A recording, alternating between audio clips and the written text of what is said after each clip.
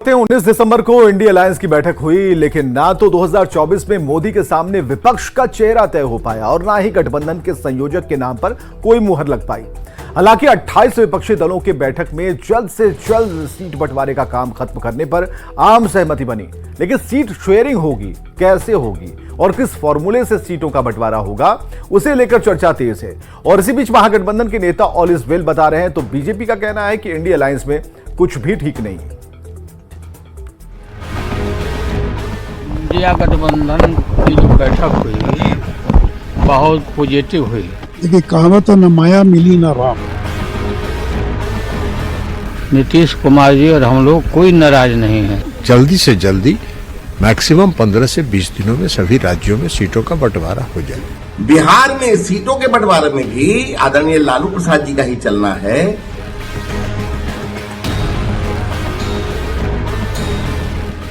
INDI alliance की चौथी बैठक के बाद भी बात बनी या बिगड़ गई, इसको लेकर तरह तरह की चर्चाएं तेज है।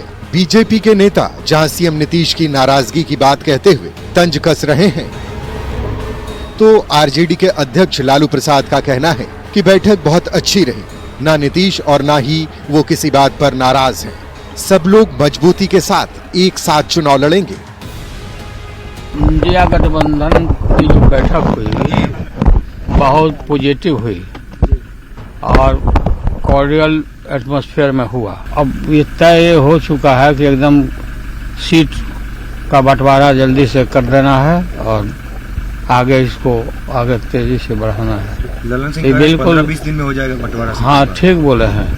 ये उतना तेजी से नीतीश कुमार जी और हम लोग कोई नाराज नहीं है। सब लोग एकजुट होकर के हम लोग काम कर रहे हैं।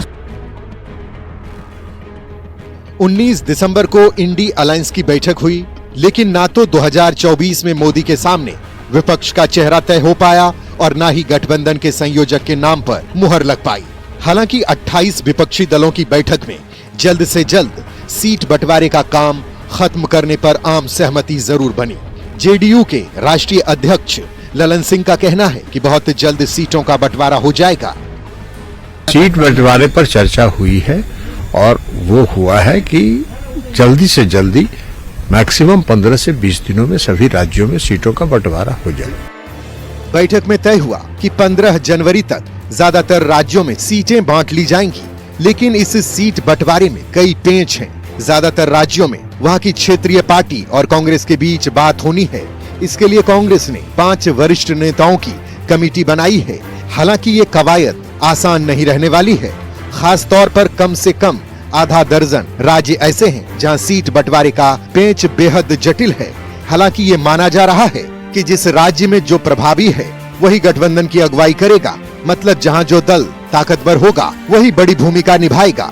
जैसे मध्य प्रदेश, छत्तीसगढ़ और राजस्थान में कांग्रेस बड़ी भूमिका में होगी। तेलंगाना और कर्नाटक जैसे राज्यों में भी कांग्रेस बड़े भाई की भूमिका में होगी। तमिलनाडु में डीएमके की बड़ी भूमिका होगी। उत्तर प्रदेश में समाजवादी पार्टी का रोल अहम होगा। पश्चिम बंगाल में टीएमसी फ्रंट सीट पर होगी और बिहार में जेडीयू आरजेडी को तवज्जो मिलेगा। हालांकि इस फॉर्मूले के तहत भी सीटों का बंटवारा करना उतना आसान नहीं दिखता, खासकर पश्चिम बंगाल, पंजाब और दिल्ली जैसे राज्यों में। खैर, बात बिहार की करें तो कांग्रेस आरजेडी जेडीयू के साथ वाम दलों के साथ गठबंधन में है। यहाँ की 40 सीटों को लेकर जेडीयू और आरजेडी के बीच सीटों के चयन को लेकर तस्वीर साफ नहीं है। माना जा रहा है दोनों बड़े दल 16-16 सीटों पर लड़ सकते हैं। अगर सीपीआई एमएल और सीपीआई ने ज्यादा सीटों का दबाव बनाया तो कांग्रेस को 5 सीटों से ही संतोष करना पड़ सकता है। ऐसे में बड़ा सवाल है कि इंडी अलायंस में बिहार में सीटों पर कैसे बनेगी बात। हालांकि महागठबंधन के नेताओं का दावा है कि कहीं कोई पेंच नहीं है, एक साथ बैठेंगे, बातचीत होगी और सब कुछ तय हो जाएगा। हमारे इंडिया अलायंस के पार्टनर ने तो सीट शेयरिंग पे बैठकर डिस्कशन भी किया और बहुत जल्द इसका रिजल्ट भी सामने आएगा और बहुत सहमति से, सबकी सहमति से सीट का बंटवारा शांतिपूर्ण और अच्छे तरीके से निपटा दिया जाएगा।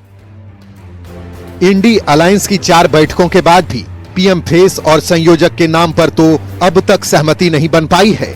देखना ये होगा कि सीटों के बंटवारे पर कब तक और किस हद तक बात बन पाती है।